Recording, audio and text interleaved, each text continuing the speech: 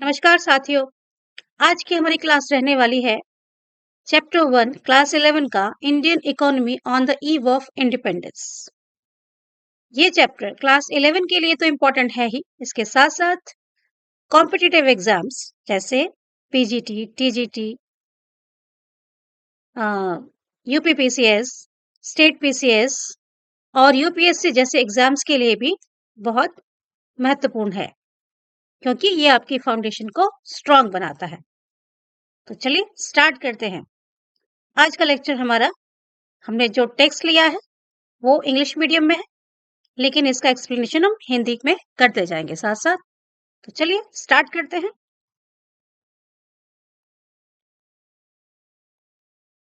Let's start with the introduction. Before British rule, India was one of the world's richest economies. यानी British rule से पहले India क्या था? World की richest economies में था। It had flourishing handicrafts, strong agriculture, active trade with Europe and Asia. After nearly 200 years of British rule, the Indian economy became poor, backward, dependent. When India got independence in 1947, it faced serious economic problems like low national income, mass poverty, unemployment, poor infrastructure, low industrial development. तो देखते हैं, British rule से पहले India क्या था? World का richest economy था। इसका फ्लोरिशिंग हैंडीक्राफ्ट था, हमारा एग्रीकल्चर बहुत स्ट्रांग था, एक्टिव ट्रेड था, यूरोप और एशिया के साथ हमारा ट्रेड होता था। After nearly 200 years of British rule, और जब 200 साल तक ब्रिटिश रूल हमारे इंडिया पर रहा, तो इंडियन इकोनॉमी कैसी हो गई? पुअर, बैकवर्ड, डिपेंडेंट हो गई। और जब इंडिया को इंडिपेंडेंस मिली 1947 में, तो इसने सीरियस इकोनॉमिक प्रॉब्लम्स को फेस किया। किस तरह की? हमारी लो नेशनल इनकम थी उस वक्त, मास पॉवर्टी था, बहुत गरीबी थी, अनएम्प्लॉयमेंट था, पुअर इंफ्रास्ट्रक्चर रह गया था, लो इंडस्ट्रियल डेवलपमेंट था। तो ये सब हमारे साथ सीरियस इकोनॉमिक प्रॉब्लम्स थी उस टाइम पे on the eve of independence in 1947. This chapter studies the condition of the Indian economy just before independence. ये जो हमारा चैप्टर है, इंडिपेंडेंस से जस्ट पहले हमारी इंडिया की क्या कंडीशन थी उसके बारे में हम पढ़ेंगे। First, low level of economic development, यानी हमारे यहाँ का जो इकोनॉमिक डेवलपमेंट था उसका क्या था? लो लेवल था। देखते हैं। फर्स्ट था हमारा नेशनल इनकम की बात करेंगे। India's national income growth was very slow. Average growth rate about 0.5% per year था। Per capita income around ₹230 per year थी, जो कि बहुत ही कम है, very low. Economic growth was almost stagnant. तो आप देख सकते हैं नेशनल इनकम का क्या हाल था। National income growth was very slow. Average growth rate हमारा 0.5% है, ये डेटा याद रखने वाला है सब। पर कैपिटा इनकम हमारी कितनी थी? ₹230 पर ईयर थी। और economic growth was almost stagnant, ठप पड़ी थी हमारी इकोनॉमिक ग्रोथ। इसके पीछे कुछ रीजंस थे, देख लेते हैं। रीजंस फॉर लो ग्रोथ क्या थे?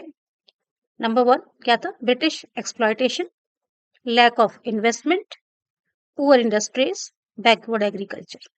ये इसके रीजंस थे। तो हमने बिल्कुल बुलेट पॉइंट्स में लिया है ताकि आपको लर्न करने में इजी रहे और एग्जाम ओरिएंटेड वे में आप लिख पाए। स्टैंडर्ड ऑफ लिविंग देख लेते हैं। Most people lived in poverty, तो गरीबी बहुत ज्यादा थी। Basic needs like food, clothes, shelter were not met. हमारी बेसिक नीड्स भी पूरी नहीं हो पा रही थी, रोटी कपड़ा मकान जिसे हम कहते हैं। वेरी लो कंजम्पशन लेवल था। जब इनकम ही नहीं है तो कंजम्पशन लेवल तो ऑटोमेटिकली कम हो। फ्रीक्वेंट फेमाइंस, फेमाइंस आ रहे थे बार बार, ये भी एक हमारी कंडीशन का रीजन थे। तो आप देख चुके हैं क्या क्या देखा हमने इसमें। हमने देखा नेशनल इनकम का क्या हाल था, रीजंस फॉर लो ग्रोथ क्या था, और स्टैंडर्ड ऑफ लिविंग कैसा था। अभी देखते हैं poverty. Large section of population lived below the subsistence level. Farmers and labourers were worst affected. बहुत बुरा हाल था इनका, फार्मर्स और लेबरर्स का। सबसे ज्यादा फेमाइन पॉवर्टी ने इन्हीं को इफेक्ट किया। British policies drained India's wealth. जो ब्रिटिशर्स की पॉलिसीज थी, इन्होंने ये कैसी थी, इंडिया से सारा धन लूट कर ले गए, यानी कि ड्रेन इंडियाज वेल्थ। अब बात करते हैं एग्रीकल्चर सेक्टर की। Agriculture was the main occupation in India. Around 70 to 75% population dependent on agriculture. ये डाटा है, नोट कर लीजिए। Agriculture was backward and unproductive. हमारे यहाँ का एग्रीकल्चर कैसा था? बहुत ही बैकवर्ड और अनप्रोडक्टिव था। प्रॉब्लम्स क्या थी एग्रीकल्चर में? Number 1, use of primitive tools. हमारे पास एडवांस टेक्नोलॉजी की मशीनें नहीं थी, प्रिमिटिव टूल्स का हम इस्तेमाल करते थे, use of primitive tools. Second, dependence on monsoon, lack of irrigation, no modern seeds और फर्टिलाइजर्स, हाई लैंड रेवेन्यू था, exploitation of farmers and famines. तो ये सब हमारी प्रॉब्लम्स थी किसमें? एग्रीकल्चर में। टेक्नोलॉजी अभी तक आई नहीं थी, प्रिमिटिव टूल्स का इस्तेमाल करते थे, मॉनसून पर डिपेंड थे, इरिगेशन फैसिलिटीज अच्छी नहीं थी, लैक ऑफ इरिगेशन था, मॉडर्न सीड्स यानी कि हमारे पास अभी ग्रीन रेवोल्यूशन भी नहीं हुआ था, मॉडर्न सीड्स और फर्टिलाइजर्स नहीं थे, हमारा जो लैंड रेवेन्यू था पीजेंट से बहुत ज्यादा लिया जाता था, और क्या था? फार्मर्स का एक्सप्लॉयटेशन होता था। फेमाइन से एक नेचुरल कॉज था। तो agricultural productivity was extremely low. ये सब रीजंस थे इसके, इसलिए हमारी एग्रीकल्चरल प्रोडक्टिविटी भी बहुत एक्सट्रीमली लो थी। आगे बढ़ते हैं। इसके अलावा लैंड रेवेन्यू सिस्टम देखते हैं। लैंड रेवेन्यू सिस्टम, जो ब्रिटिशर्स थे, इन्होंने इंडिया के अलग अलग पार्ट्स में, डिफरेंट डिफरेंट पार्ट्स में डिफरेंट जो रेवेन्यू सिस्टम था वो अलग अलग एनफोर्स किया गया था। फर्स्ट हम देखते हैं जमींदारी सिस्टम। इसको इंट्रोड्यूस किया गया बंगाल में। जमींदार्स यानी landlords collected revenue from farmers. इस केस में यानी जमींदारी सिस्टम में जो जमींदार होते थे, फार्मर्स से वो रेवेन्यू कलेक्ट करते थे। Farmers had no ownership rights. Farmers को उस लैंड पर ओनरशिप राइट्स भी नहीं थे। ये जमींदारी सिस्टम था। और कहाँ था? बंगाल का area. High taxes and exploitation था। इसमें जो रेवेन्यू था, रेट का, रेवेन्यू के रेट्स बहुत हाई थे। और क्या था? फार्मर्स का एक्सप्लॉयटेशन था। रिजल्ट क्या निकला इसका? Farmers remained poor and had no incentive to improve land. गरीब और गरीब होते चले गए और कोई इंसेंटिव नहीं था लैंड को इम्प्रूव करने का।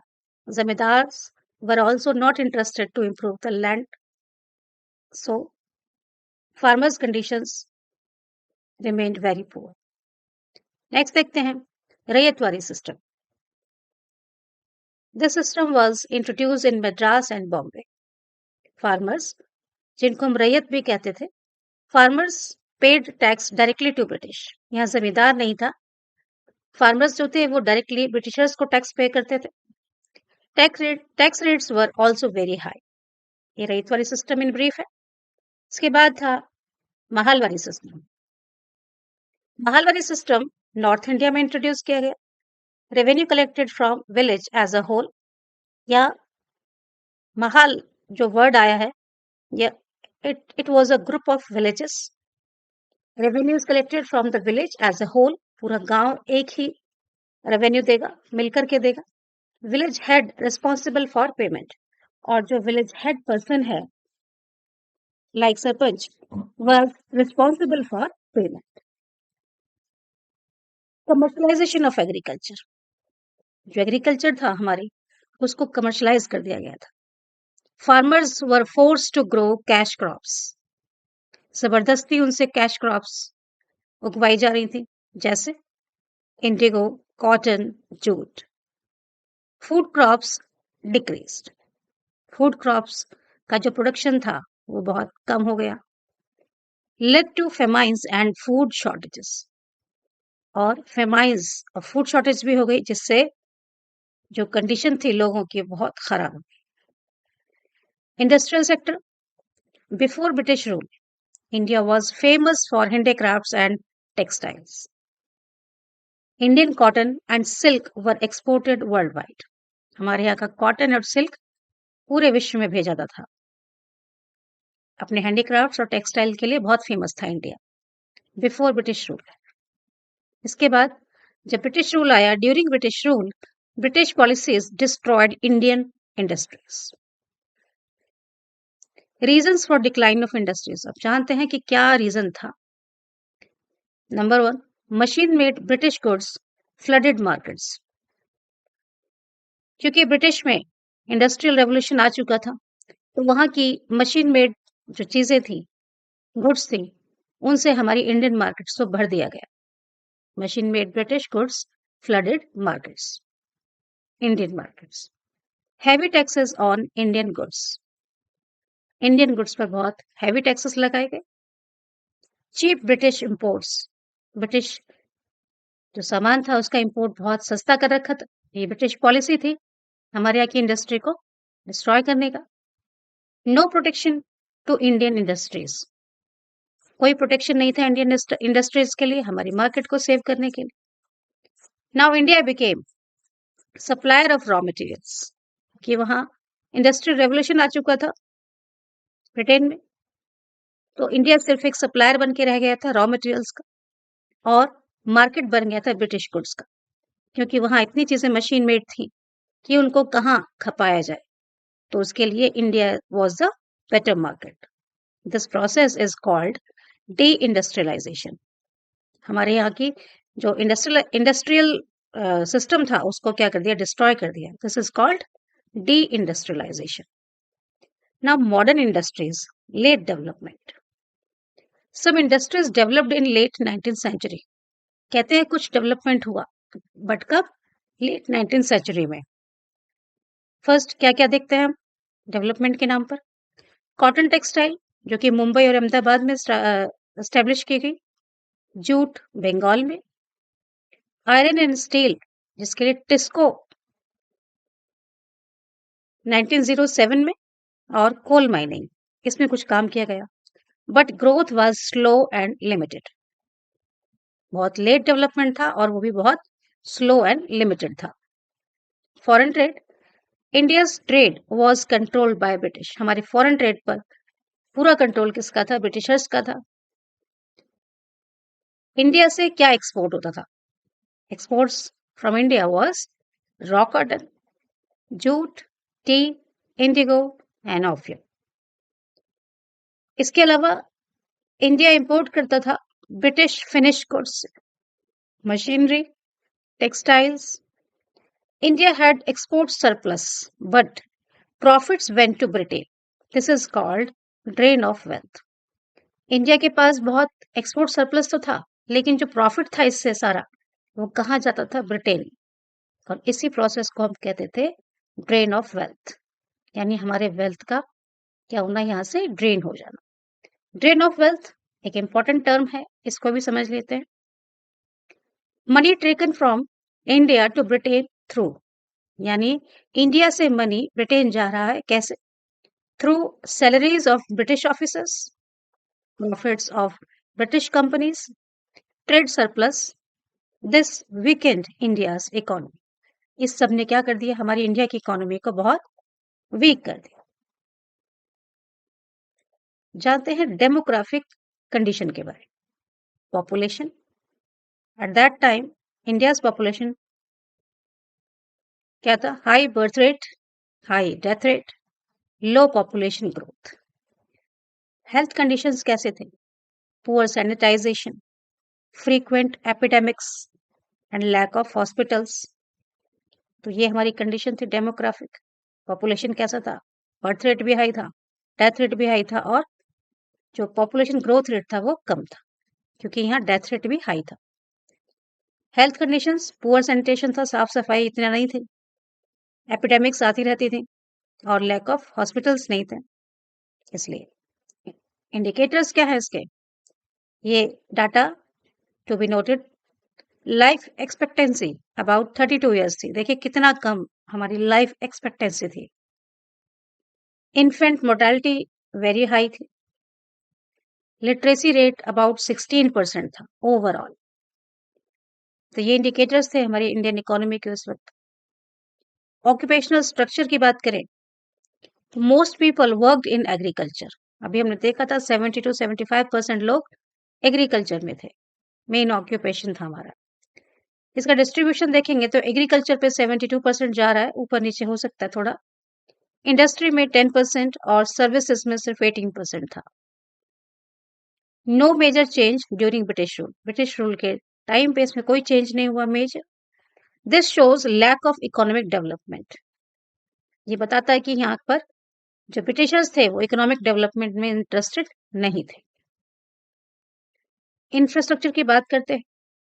British developed infrastructure mainly for their own benefit. Developed infrastructure अगर देखेंगे तो कहाँ था? Railways, roads, ports, telegraph and postal system. ये डेवलप्ड इंफ्रास्ट्रक्चर था। पर्पस क्या था? ये सब उन्होंने डेवलप किया, railways, roads, ports, telegraph and postal system, but the purpose was different. Purpose was transport raw materials to ports, ताकि रॉ मटेरियल को पोर्ट्स तक ले जाया जा सके और वहां से फिर Britain. Send goods to Britain, maintain British control, इसलिए किया ये सब। वीक सेक्टर्स की बात करते हैं तो हमारे सेक्टर एजुकेशन, हेल्थ और इरिगेशन वीक सेक्टर थे। दीज वर नेग्लेक्टेड, इन पर कोई ध्यान नहीं दिया गया। पॉजिटिव कॉन्ट्रीब्यूशंस जो कि बहुत ही लिमिटेड थे। क्या कह सकते हैं? Some developments during British rule जो हुए, रेलवेज में हुआ, पोस्टल सिस्टम में हुआ, modern education means English education, some industries, तो ये सब हुआ but limited, but overall impact was negative. इसका कंक्लूजन आता है, at independence India inherited. Independence में हमें क्या मिला? Poverty, unemployment, backward agriculture, weak industries, poor infrastructure. इसलिए देयरफॉर इंडिया नीडेड, इंडिया को क्या जरूरत थी? इकोनॉमिक प्लानिंग की, इंडस्ट्रियलाइजेशन की, एग्रीकल्चरल रिफॉर्म्स की और डेवलपमेंट पॉलिसीज की। इसी चैप्टर में कुछ डेफिनेशंस आई थी, उनको देखते हैं। ड्रेन ऑफ वेल्थ हमने समझा, क्या था? Transfer of Indian resources to Britain without return. और कमर्शलाइजेशन ऑफ एग्रीकल्चर में growing crops for sale in market instead of own use. Deindustrialization means decline of traditional industries. इसमें जो data था, remember, very important था। Literacy rate was 16% only. Life expectancy was 32 years। Agricultural dependence था 70 to 75%। National income growth was 0.5%। अब कुछ question देख लेते हैं कि किस तरह से हमें आंसर करना है।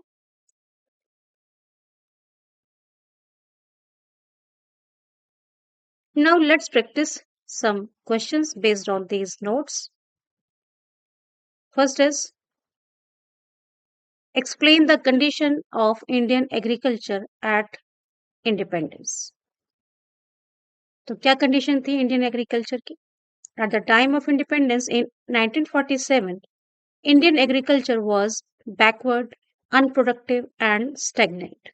Around 70 to 75% of the population depended on agriculture for livelihood, yet productivity was very low. तो at the time of independence India agriculture कैसा था? बैकवर्ड था, अनप्रोडक्टिव एंड स्टेगनेंट था। और 70 से 75% जो पॉपुलेशन थी वो एग्रीकल्चर पर डिपेंड थी अपने जीवन निर्वाह के लिए। फिर भी प्रोडक्टिविटी वॉज वेरी लो, बहुत कम थी प्रोडक्टिविटी, उत्पादकता। मेन फीचर्स क्या थे? लो productivity means use of primitive tools. इसका रीजन क्या था लो प्रोडक्टिविटी का? Use of primitive tools like wooden प्लव्स, lack of modern seeds, fertilizers and irrigation, heavy dependence on monsoon। तो ये हमारे रीजन थे लो प्रोडक्टिविटी के। दूसरा था land revenue system, zamindari, ryotwari and mahalwari systems जो हमने अभी पढ़े वो were existed. High land taxes were collected by Britishers through these systems। Farmers were exploited by landlords and money lenders. जो किसान थे वो एक्सप्लॉइट हो रहे थे, कौन कर रहा था? लैंडलॉर्ड्स और money lenders. Farmers had no ownership rights in many areas. Farmers का ओनरशिप राइट नहीं था बहुत सारे एरियाज में. Third reason, commercialization of agriculture. Farmers were forced to grow cash crops such as cotton, indigo, and jute. Food crop production decreased. तो commercialization of agriculture कर दिया गया. फार्मर्स को फोर्स किया गया कैश क्रॉप्स के लिए, कॉटन, इंडिगो एंड जूट जैसे, और फूड क्रॉप का प्रोडक्शन बहुत ही डिक्रीज हो गया. This led to famines and food shortages.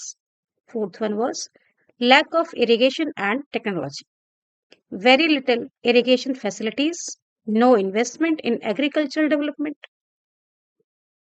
Next देखते हैं poverty and indebtedness. Farmers remained poor and trapped in debt. कर्ज के जाल में फंस गए थे फार्मर. Frequent famines occurred. बहुत जल्दी famines, बहुत ज्यादा और frequent famines आ रहे थे. इसका conclusion क्या है? Thus, at independence, Indian agriculture was backward and inefficient, which became a major challenge for economic development. This was the answer for your first question. The question was, explain the condition of Indian agriculture at independence.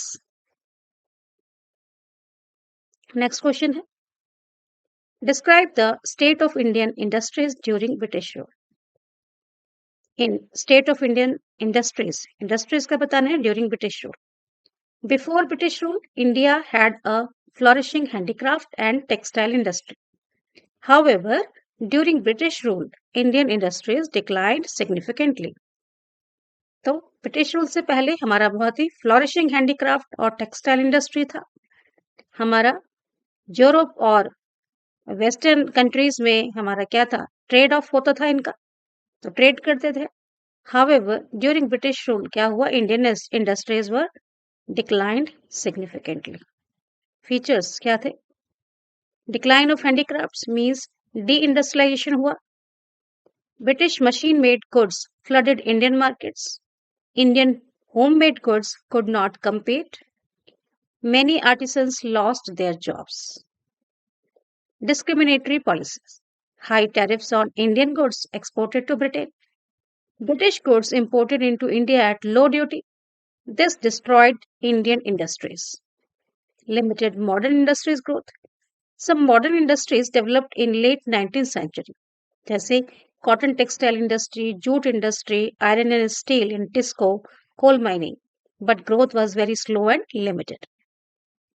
Fourth one was lack of capital and technology. British did not invest much in Indian industries. Industries were mainly for British benefit. तो अगर कुछ development किया भी Britishers ने यहाँ तो अपने benefit के लिए किया. Industries were mainly for British benefit. Britishers did not invest much in Indian industries. Conclusion, overall, India became a supplier of raw materials and a market for British finished goods, leading to weak industrial development at independence. Third question, explain the drain of wealth. हमने अच्छे से देखा था अभी. Drain of wealth refers to the continuous transfer of India's wealth and resources to Britain without adequate return during British rule. Causes क्या थे इसके? Salaries and pensions of British officials paid from Indian revenue. Profits of British companies taken to Britain. Trade surplus used for British benefits. Expenses of British administration charged to India. ठीक है, तो ये इसके causes थे किसके? Drain of wealth के. तो कैसे हो रहा था? जो सैलरीज और पेंशन थे ब्रिटिश ऑफिशियल्स की, वो हमारे इंडियन रेवेन्यू से दी जाती थी. प्रॉफिट्स जो ब्रिटिश कंपनीज का था उसको ब्रिटेन भेज दिया जाता था. ट्रेड सरप्लस जो था यूज किया जाता था उसको ब्रिटिश बेनिफिट के लिए, और जो एक्सपेंसेस थे ब्रिटिश एडमिनिस्ट्रेशन के वो भी चार्ज किए जाते थे इंडिया से. This was the main reason. Effects देखते हैं. India became poor, lack of capital for development, slowed industrial and agricultural growth, increased poverty and unemployment. Conclusion, drain of wealth was one of the main reasons for India's economic backwardness at independence. Last question is, discuss occupational structure before independence. Occupational structure means distribution of population among different sectors of economy. Occupational structure means distribution of population among different sectors of economy. Structure before independence देखते हैं पहले. Agricultural sector, about 70 to 75% of population worked in agriculture. Agriculture was main source of livelihood. Industrial sector, only about 10% of people worked in industries. Industrial development was limited. Service sector, around 15 to 20% worked in services like administration and trade. Features, heavy dependence on agriculture, very little shift to industries, lack of structural change in economy, low productivity and income. Conclusion, the occupational structure showed that India was a primarily agrarian economy with little industrialization. And one more question is, describe infrastructure during the British period. Infrastructure includes railways, roads, ports, communication, education and health. तो जिन पर development work किया गया वो क्या था? Infrastructure, railways, roads, ports, communication, education and health. Development by Britishers, क्या क्या हुआ? रेलवेज इंट्रोड्यूस्ड इन 1853, आपको पता है. Used to transport raw materials to ports, तो रेलवेज था उसका यूज कैसे हो रहा था? Transport raw material to ports. Helped British trade and administration. Roads and ports की बात करें तो developed for movement of goods and army. Facilitated export of raw materials. Communication, telegraph and postal services started. Helped British control over India. Neglected areas, क्या था? Education system was week, कोई ध्यान नहीं दिया गया. Health facilities were poor. Irrigation facilities were insufficient. Infrastructure was developed mainly for British economic and political interest, not for Indian development. Conclusion, although some infrastructure was built, it mainly served colonial interest and did not improve the overall economic conditions of India. So, this was the topic. अपने comments हमें जरूर लिखें, आपको कैसा लगा. Like, share और comments करते जाइए. चैनल पर पहली बार विजिट किए हैं तो सब्सक्राइब जरूर कीजिएगा. Thank you.